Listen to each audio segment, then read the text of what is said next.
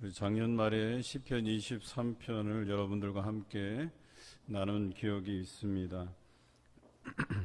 푸른 초장이 목자가 있기에 느껴지는 그 심리적 안정감을 뜻한다고 제가 말씀을 드렸습니다. 실제 이스라엘 현지를 가보면 이스라엘뿐만 아니라 그 옆에 요르단도 마찬가지인데요. 보는 것 같이 푸른 초장과 시내가 흐르는 곳이 많지가 않습니다. 오히려 비가 오는 우기를 제외하면 거친 땅과 험한 지형이 참 많이 있습니다. 양을 치는 목자의 입장에서는 수월한 환경이 아닌 것이죠. 또 양들에게도 편안한 환경은 아니라는 것입니다. 우리가 살아온 환경을 생각하면 왜 이렇게 어려운 상황들을 우리에게 주셨을까 하는 생각이 들 때가 있습니다. 우리가 그림으로 보는 그런 푸른 초장과 같이 또 맑은 시냇물과 같이 그렇게 좋은 환경을 왜 우리에게 주시지 않았을까 이런 생각을 하게 됩니다. 이는 단순히 우리가 목자가 되어보지 않았기 때문에 드는 생각일 뿐입니다. 그런데 오늘 이 시편의 주인공인 다윗은 목자였던 사람이었죠. 양을 치던 사람이었다라고 하는 것이죠. 그래서 목자가 되신 하나님의 그 입장을 누구보다도 잘 알고 이 시를 노래하고 있다라고 하는 사실입니다. 성경에는 착한 목자와 그렇지 못한 목자를 기록하고 있습니다. 착한 목자는 양들을 위해서 목숨을 버린다 이렇게 기록하고 있지만, 그렇지 못한 거짓 목자는 양들의 살을 먹고 양들의 거죽을 입는다라고 기록하고 있죠. 또 양들을 해치는 짐승들이 나타나면 양들을 버리고 도망친다 이렇게 기록하고 있죠. 착한 목자는 이 양들이 굶주리게 하지 않기 위해서 이들을 열심히 초장이 있는 곳으로 인도하고 또 물이 있는 곳으로 이끌어가는 일에 최선을 다하게 됩니다. 어찌 보면 그런 곳을 찾았다 할지라도 그곳에서 양들이 편안히 풀을 뜯고 물을 먹는 그 순간에도 다음번에는 어디에서 풀을 뜯을 것이며 또 물을 찾아서 어느 쪽으로 갈 것인가를 분주하게 찾기 마련입니다. 또 저녁이 되면 양들은 어떤 특정한 우리에 갇혀서 또 편안히 쉬게 되겠지만, 목자는 혹시라도 양들을 삼키려고 오는 여러 짐승들로부터 양들을 보호해야 되기 때문에 쉽게 잠이 들지 못하는 그런 상황에 처한다라고 하는 것이죠. 또 그러다가 이 양들이 상처를 입었거나 병이 들었거나 하면 그 병든 양을 돌봐야 되는 그런 책임이 또 양들에게 있다라고 하는, 이 목자에게 있다라고 하는 것이죠. 어찌 보면 목자로서의 삶은 고단한 삶의 연속이다라고 할 수 있겠지요. 다윗은 이러한 목자의 경험이 있었기 때문에 하나님께서 나의 목자가 되신다라고 하는 이 고백은 그 목자로서 그 수고로움과 양들에 대한 애정과 관심과 사랑이 분명히 있다라고 하는 것을 전제하고 노래했을 가능성이 큽니다. 우리 본문 1절 함께 읽어보겠습니다. 여호와는 나의 목자시니 내게 부족함이 없으리로다. 이 고백을 한 다윗이 왜 부족함이 없었겠습니까? 여러분 살아가시면서 부족함이 없다고 느끼신 적이 있으십니까? 그렇지 않죠. 우리는 늘 부족하다고 생각을 합니다. 이 사람에게 있는 끝없는 욕망 때문에 내가 누리고 있는 그 환경이 아무리 좋다 한들 우리는 그 부족하다는 생각을 지울 수가 없죠. 제가 이스라엘을 다녀올 수 있는 기회가 있었습니다. 그래서 성지순례를 다녀왔는데요. 성지순례를 가기 위해서 보통은 두바이에서 한번 경유하는 것이 일반적이에요. 근데 두바이 가보신 분은 아시겠지만 호텔도 썩 괜찮아요. 그 환경이 아주 돈을 많이 써서 그런지 몰라도 제가 그 4성급 호텔에 머물게 되었는데요. 그리고 이제 여정을 다 마치고 여러 군데 들리고 이제 요르단 암만에 가서 또 하룻밤을 묵었어야 되는데 그 암만에서는 5성급 호텔이라 그러는 거예요. 그런데 우리 생각에는 가이드가 암만에서 5성급 호텔에서 자게 됩니다라고 얘기하면 기대감이 있을 거 아니에요. 그래서 두바이에서 4성급을 생각해 보니까 5성급은 도대체 얼마나 되는 호텔이길래 하고 가봤더니 실망을 금할 수가 없었어요. 그러니까 나라가 달라서 그런지 몰라도 그 요르단 암만에서의 5성급은 두바이에서의 4성급보다 못한 호텔이었었어요. 그 실망감이라는 게 여러분 사람이 그래요. 이 4성급이든 5성급이든 자기가 경험한 최대치를 늘 이렇게 생각하다 보니까 그거보다 좀 못하다 싶으면 내 삶이 못하다고 생각하는 게 일반적이에요. 충분히 내가 평균 이상으로 누리고 있고 또 거기에 대한 만족감을 가지고 살아가야 함에도 불구하고 우리는 그렇지 않다는 거예요. 내가 경험한 최대치, 최상의 것들만 생각하지 그것 이하로 우리가 경험하면 뭔가 채워지지 않았다, 불만족하다라고 하는 그런 느낌을 우리가 지울 수 없다는 것이죠. 그런데 그가 자라난 환경을 보면, 다윗이 자라난 환경을 보면 정말 어려웠던 순간순간들이 너무 많았어요. 또 왕이 되었다 하더라도 그 왕으로서의 그 신분을 다 누리면서 살아갔던 게 아니에요. 전쟁에 시달릴 법도 한, 그래서 그의 왕위에 있을 때의 일들을 회고하면 거의 전쟁이 다가 아닐까 싶어요. 심지어는 자기 왕위를 노린 아들 압살롬의 반란으로 인해서 목숨이 위태로울 지경에 처하기도 했던 다윗이었습니다. 그럼에도 불구하고 그는 이 험난한 여정 그 자체 안에서 내게 부족함이 없다라고 고백할 수 있었던 것은 어떤 이유에서일까 하는 것이 궁금해집니다. 저는 이 말씀을 묵상해 가면서 한 가지 결론에 이르게 되었는데요. 그것은 목자의 존재감이었다라고 하는 거예요.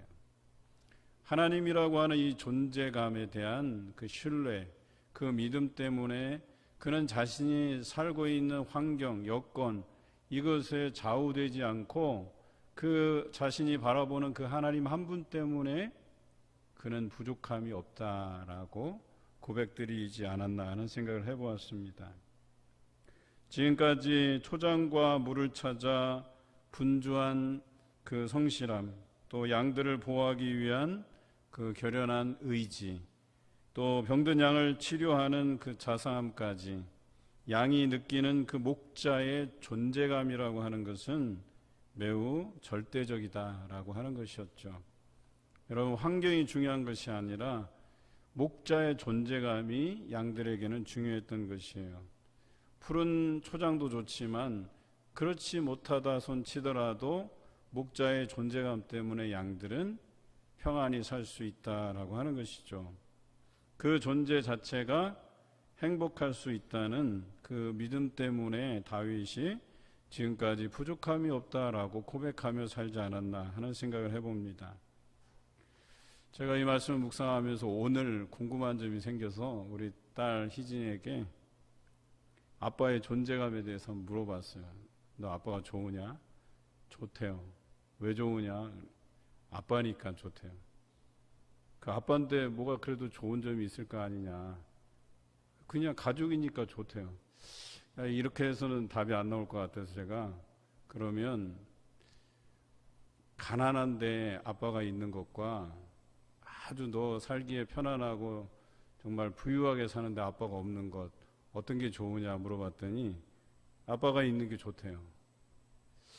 그러고 생각해 보니까 그렇겠다. 그 아빠의 존재감이라는 것처럼 양들에게 목자의 존재감이 그렇고 또 우리에게 하나님의 존재감이라는 게 그렇겠구나 하는 생각을 해봅니다. 여러분, 다윗에게는 하나님이라는 존재감은 절대적이었다라고 하는 겁니다.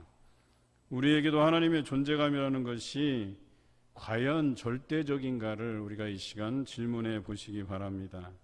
환경이 어떠하더라도 그 존재감 앞에 다 잊을 수 있는지, 불편한 환경이라도 그것이 부족함이 없는 것으로 고백 드릴 수 있는지 묵상해 보았으면 합니다.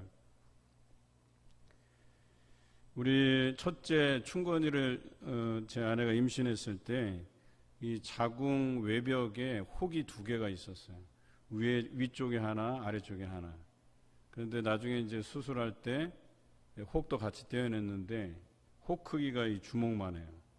그래서 여러분들 보면 스테인레스로 된 컵 있잖아요. 그 컵에 이렇게 올려놓으니까 딱 이렇게 올려지더라고요. 그런데 그 혹이 있다는 소식을 듣고 처음 병원에서는 여러 가지 어려움이 있다. 아이가 크더라도 조산할 가능성이 높고, 그러니까 아이도 포기하고 그냥 수술해서 혹을 제거하자 그러는 거예요. 그런데 여러분, 뭐 부모의 심정이라면 어떻게 그렇게 할 수가 있겠어요. 그래서 다른 병원으로 갔어요. 그랬더니 조산할 각오가 있으면 한번 키워보자는 이야기를 들었어요. 저는 그래도 기뻤어요. 희망적이었고, 그래서 기도하기 시작했죠. 은혜 가운데 예정일보다 보름 앞당겨서 또 제왕절개를 통해서 첫 아이를 얻었어요. 또 그 혹 때문에 이 아이가 자라면서 다리가 이렇게 휘어져서 나왔거든요. 그래도 그 모든 것이 다 하나님의 은혜였다라고 하는 것이죠. 그 환경으로만 보면 참 어려운 지경에 왜 이런 일들이 나에게 벌어질까라고 하는 생각이 들만도 해요. 그런데 그런 환경 안에서도 나의 목자가 되시는 그 하나님, 그래서 그 하나님이 어떤 방식으로든 이 상황을 좋게 해결해 갈 것이라고 하는 그 믿음, 그 존재감 때문에 이 일들이 사실 우리 인생에서 아주 크게 위기였던 것은 아니었었어요. 그래도 믿고 기도하고 또 그 첫 아이니까 그 귀가 생기기 시작하는 그 주에 맞춰서 성경 읽기를 시작해서 매일 40분, 50분씩 성경을 읽어주고, 그래서 태어나기 전에 성경 일독을 해줬던 기억이 납니다.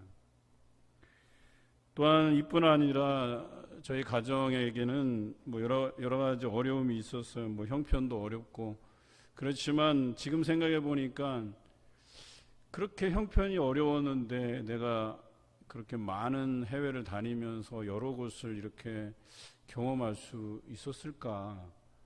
그러니까 그것은 나의 힘으로 되는 것이 아님을 또한 이 시간 고백할 수 있습니다. 유럽 개혁교회 탐방으로 인해서 네덜란드, 또 독일, 스위스, 프랑스 4개국을 다녀올 수 있었고요. 또 성지 순례를 다녀올 수 있었는데요. 이집트, 요르단, 이스라엘을 둘러볼 수 있었어요. 또 비전 트립으로 네팔과 캄보디아를 다녀올 수 있었습니다. 뿐만 아니라 뜻하지 않게 박사학위 공부하면서 뉴저지에서 공부하면서 틈틈이 여행을 다닐 수 있었는데요. 뉴욕, 워싱턴, 펜실베니아, 보스턴, 그리고 캐나다 토론토까지 다녀올 수 있었습니다. 그런데 곰곰이 생각해 보면 우리가 형편이 나았을 때가 별로 없었어요. 그냥 늘 어려웠고 빚을 지지 않기 위해서 노력했었고, 그냥 가난한 형편을 따지고 보면 그렇게 제가 밖에 나가서 그런 여행을 그런 경험을 해볼 수 있는 처지가 아니었는데, 지금 생각해 보면 그 모든 그림들, 경험들은 다 하나님의 계획 안에 있었다라고 하는 것이죠. 하나님께서 그 모든 것을 가능하게 하셨다라고 하는 것이에요. 그러니까 제가 그 순간순간마다 내가 그럴 형편이 아니었는데 다녀올 수 있었다라고 생각하니까 그 하나님의 존재감이라는 것을 제가 새삼 느낄 수 있었다라고 하는 것이죠. 특별히 그 유럽 4개국 다녀올 때는요, 원래 비용이 상당히 비쌌어요. 그런데 그 학교에서 그 비용의 3분의 1을 대준다고 하는 이렇게 프로그램이 있었거든요. 근데 다 보낼 수는 없으니까 추첨을 하는 방식이었었어요. 그래서 제가 뭐 믿져야 본전이니까 추첨에 응했는데 그냥 딱 당첨이 된 거예요. 이제 그런 식으로 하나님께서 역사해 주시는 거예요. 제가 큰 돈을 들이지 않고도 저의 형편에 맞게 그 모든 것들을 허락해 주시는 그 하나님을 제가 만나게 되었다라고 하는 것이죠. 또 목회를 하다 보니까 사실 저희는 이제 주거지가 이 목회자가 그 사역하는 교회에서 그 주거 환경을 마련해 주면, 살 집을 마련해 주면 그래도 사역할 수 있고 그런 환경이거든요. 그런데 교회들마다 그런 환경이 안 되는 곳도 많아요.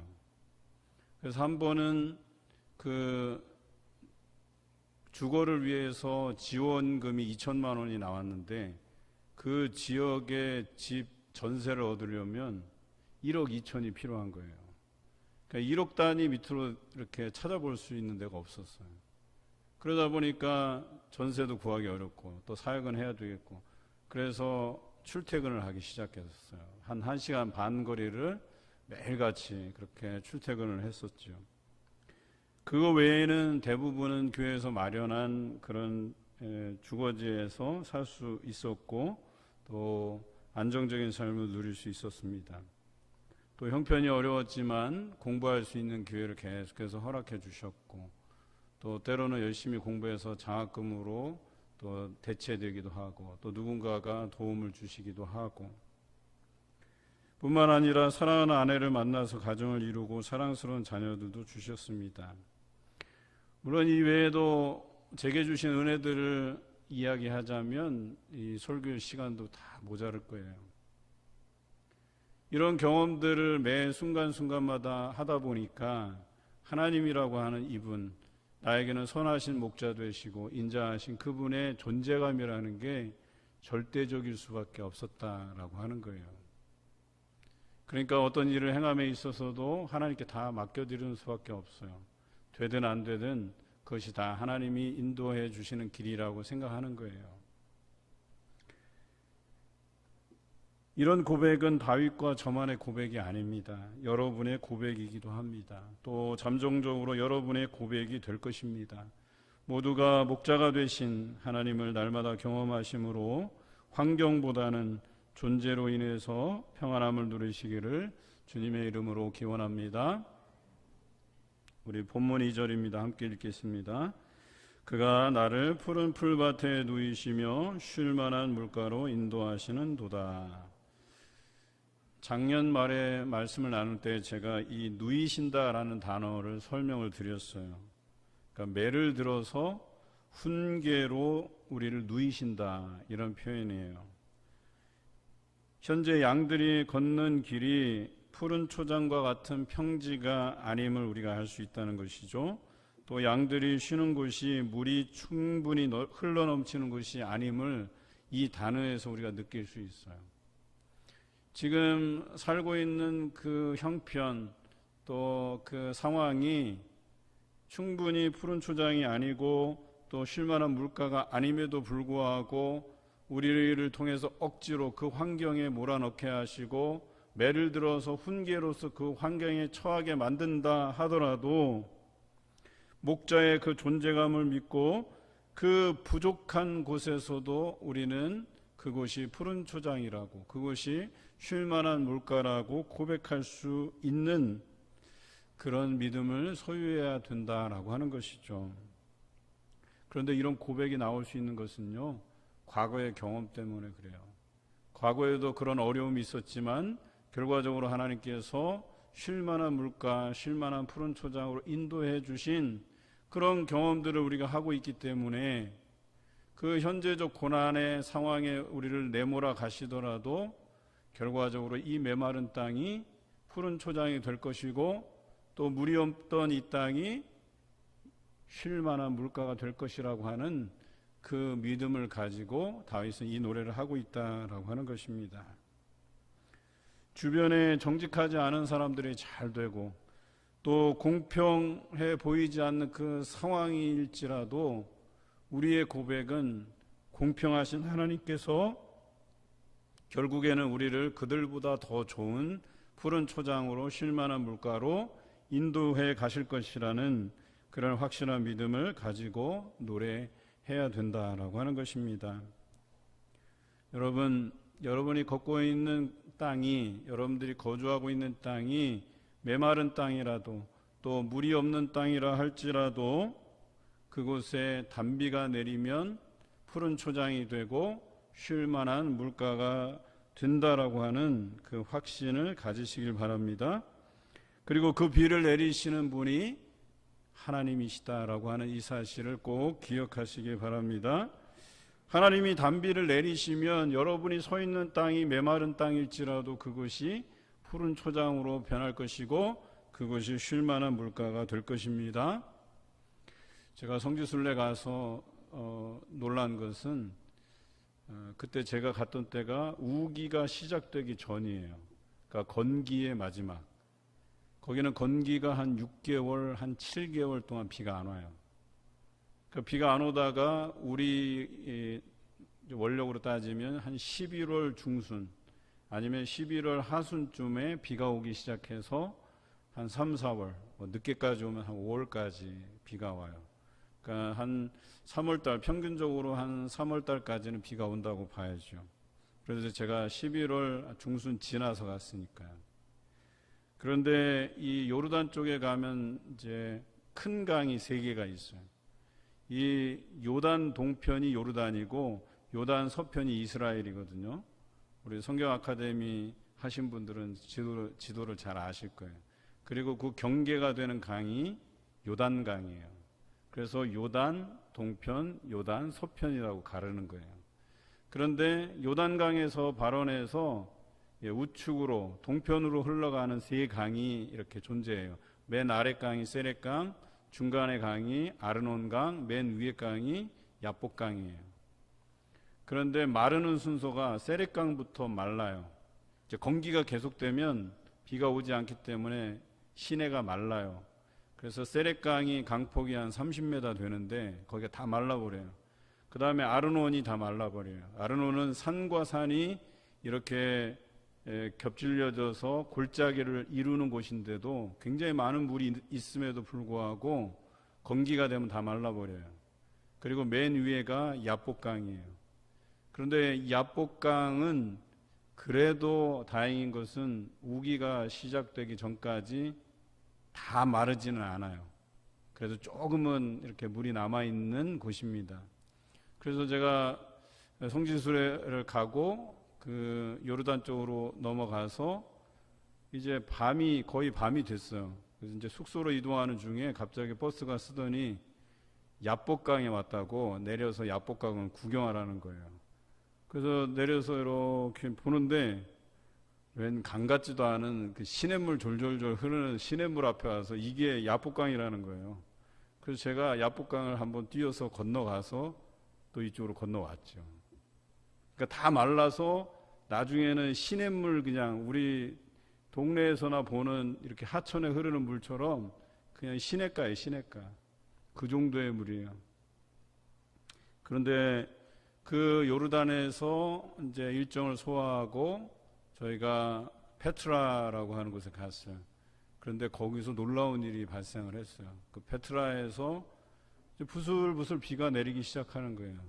그런데 뭐 그 비가 뭐 그렇게 대단한 비도 아니에요. 그냥 우리가 우산 쓰지 않고도 충분히 이렇게 슬쩍슬쩍 맞으면서 다닐 수 있는 비 정도였는데 갑자기 그 페트라에 물을 담아 놓는, 그러니까 비가 오더라도 그 비가 그 관광지 그 길 다니는 곳으로 넘쳐나지 않게 막아놓은 그 방벽이 터져버린 거예요. 터지면서 그냥 거기서 엄청난 물이 막 쏟아져 나오고, 그래서 페트라 중간까지 들어가는데 그 신전 있는 부분까지 들어가는데 거기서부터 막 물난리가 난 거예요.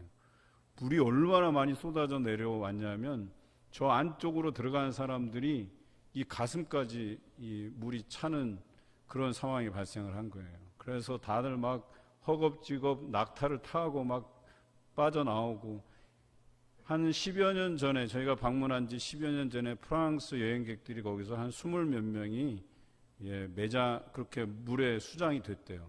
그래서 사망하는 사건이 발생을 했대요, 실제로. 그러고 나서 우리가 뭐 기념 촬영 다 하고 빠져나오는 비가 많이 오기 시작해요.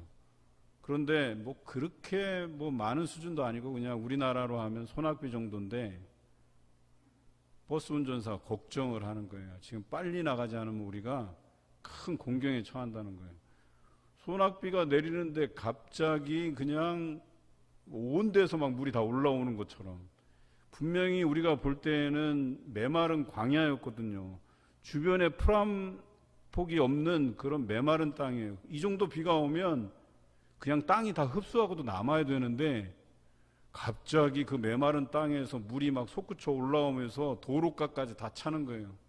그래서 바퀴의 한 3분의 1이 물로 차버리는 거예요. 그래서 겨우겨우 그 차가 빠져나온 것을 보고 제가 그런 생각을 했어요. 아, 그렇구나.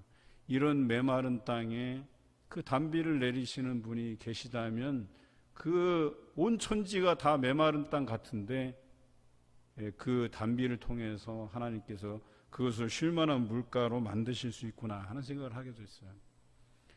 그래서 이 요르단 땅, 특히 이곳에서는 우기와 건기의 상황이 완전히 달라요. 우기 때 가보신 분들은 막 푸른 초장도 있고 막 이래요, 실제로. 그런데 건기의 상황에 가잖아요. 온통 다 그냥 광야 같아요. 여러분, 우리의 고달픈 인생도 이와 같아요. 이런 건기 때 보는 그 메마른 땅 같지만 하나님께서 비를 내려주시면 그것이 푸른 초장으로 변하고 쉴만한 물가로 바뀐다라고 하는 것입니다. 하나님의 단비가 이른 비와 같이 늦은 비와 같이 우리에게 임할 것이에요. 우리는 그것을 믿고 목자의 존재감을 믿고 살아가는 존재들이다라고 하는 것이죠. 목자는 이미 현재 누리고 있는 그 풀과 물이 있는 곳에서 미래에 누릴 수 있는 그 풀과 물이 있는 곳을 미리 계획하고 계시다라고 하는 거예요. 지금 상황이 좀 불만족스럽고 부족한 그런 현실 안에서도 그보다 더 좋은 장소를 예비해 두신다라고 하는 것이죠. 뿐만 아니라 우리가 영원히 목마르지 않기 위해서 우리를 위해서 영생수를 준비해 주시는데 그분이 바로 예수 그리스도시다라고 하는 것이에요. 여러분, 지금 여러분 살아가는 환경이 메마른 땅 같고 또 물이 없다라고 느끼는 그 환경 안에서도요, 우리는 미래를 바라볼 수 있어야 됩니다. 하나님께서 여러분들을 단비를 내리셔서 그곳이 푸른 초장으로 바뀌게 하실 것이며 그것이 물이 넘쳐나는 그러한 곳으로 만들어 주실 것을 믿고 살아가는 여러분 되시길 바랍니다. 여러분, 생각해 보면 이런 선한 목자가 어디 있겠습니까? 건기가 끝나면 우기가 오듯이 메마른 땅을 걸어가도 우리가 피곤치 않은 것은 이곳을 단비를 내려 푸른 초장으로 바꾸시는 목자가 계시기 때문이 아니겠습니까? 이러한 선하신 목자가 계심을 날마다 찬송하며 살아가심을 통해 날마다 푸른 초장과 시내를 거니는 삶 되시기를 주님의 이름으로 기원합니다. 본문 3절 우리 함께 읽겠습니다. 내 영혼을 소생시키시고 자기 이름을 위하여 의의 길로 인도하시는 도다. 여기서 말하는 소생은 기운이 다시 돌아온다, 혹은 힘이 다시 솟는다라는 뜻이에요. 우리가 고단한 광야길을 지속적으로 걷다 보면 지치게 마련이에요. 그런데 이런 지친 상황에서 우리의 영이 다시금 힘을 얻게 하신다, 이런 뜻이에요. 저희도 고단했던 때가 있었어요. 물론 하나님을 열심히 잘 믿고 섬기고 나의 목자가 되시기 때문에 거기에 대한 믿음을 가지고 살아가지만 어려움이 계속되면 지쳐가기 마련이거든요. 충건이가 잘 자라다가 4살 때쯤부터 열성 경기가 시작됐어요. 그 처음 열성 경기 할 때 굉장히 놀랐죠. 우리 부모님들은 많이들 경험하셨을 거예요. 눈이 막 돌아가고 호흡이 곤란해지고 혀가 말려 들어가고 그런 아이를 들쳐업고 병원에 뛰쳐갔죠. 그러면서 초등학교 6학년 때까지 한 8차례 정도 위기가 있었어요. 또 중간에는 혹시 뇌가 잘못돼서 이 아이가 또 어떤 다른 병이 있는 건 아닐까 해서 뇌파 검사도 받았었습니다. 교회에서 중요한 사역을 시작하려고 하면 꼭 이런 일들이 터져요. 아이가 쓰러지고 기절하고 또 병원에 쫓아가야 되고, 심신이 지쳐가고 있을 때 하나님께서 저희에게 어떤 음성을 주셨냐면 더 하나님께 강하게 기도하라는 사인을 받았어요. 그래서 교회 사역을 앞두고 더 강력하게 이 아이의 건강을 위해서 하나님께 기도했던 기억이 납니다. 그런데 놀랍게도 그때 이후로 아이가 건강해지기 시작해요. 그리고 저희 부부에게도 하나님께서 새로운 힘을 공급해 주셨습니다.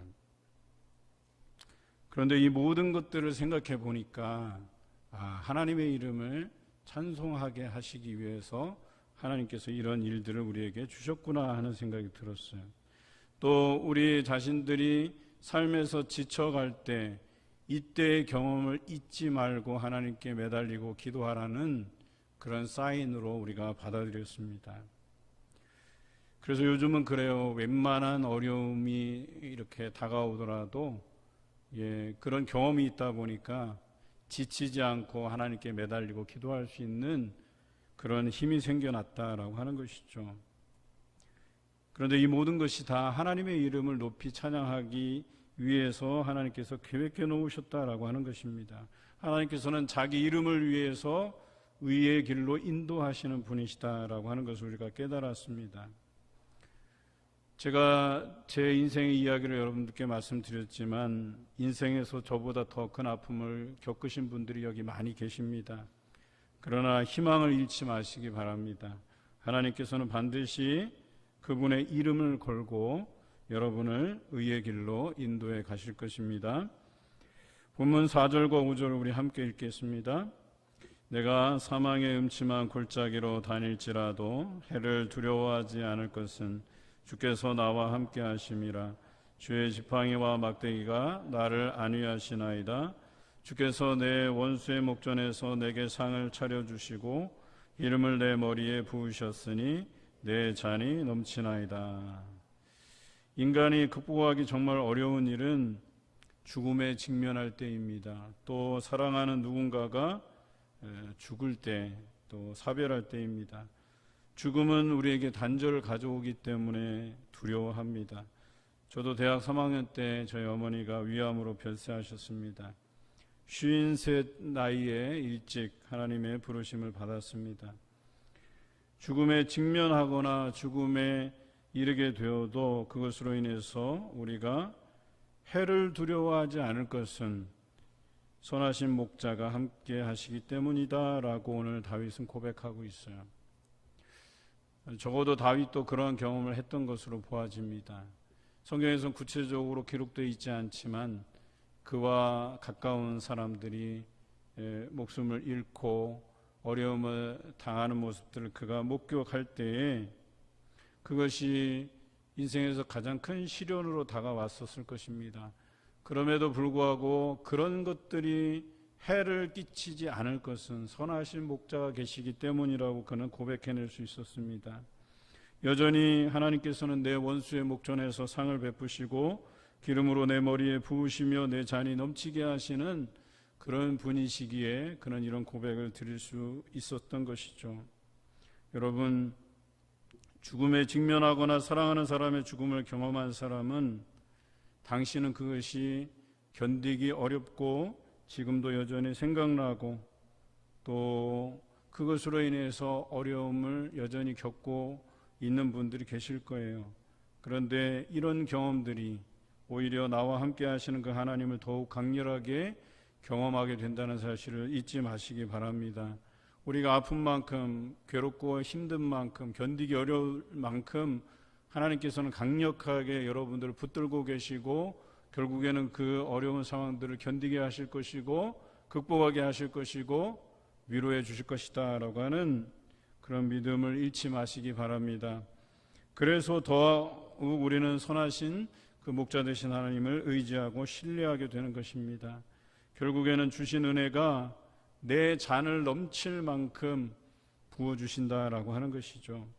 이전보다 더 나를 사랑하시고 붙드시는 그 손길이 우리 삶에 더욱 강하게 경험되게 하실 것입니다. 차고 넘치는 은혜가 과거의 모든 어려움과 그 아픔을 치유하고도 남음이 있게 하실 것을 믿으시길 바랍니다. 본문 6절 읽겠습니다. 내 평생의 선하심과 인자하심이 반드시 나를 따르리니 내가 여호와의 집에 영원히 살리로다. 여러분, 하나님의 선하심과 인자하심이라고 했어요. 여기서 인자하심은 사랑하심이라고 성경은 기록하고 있어요. 우리를 여전히 사랑하신다라고 하는 거예요. 우리의 그 어려운 것도 슬픔들 누구보다도 잘 아시는 분이십니다. 그 선하심과 인자하심, 즉 사랑하심이 여러분이 살아가는 동안에 날마다 넘치심을 통해 날마다 천국에서 살아가는 것처럼 은혜가 넘치는 삶이 되시기를 주님의 이름으로 기원합니다.